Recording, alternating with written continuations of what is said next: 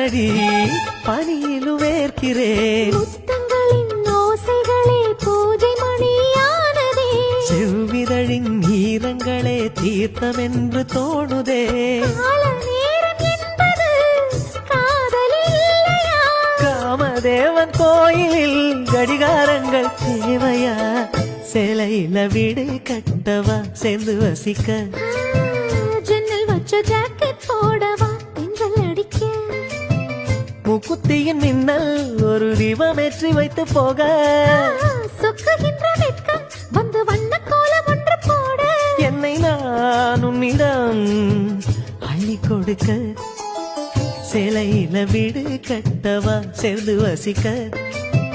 ஜன்னல் வச்ச ஜாக்கெட் போடவா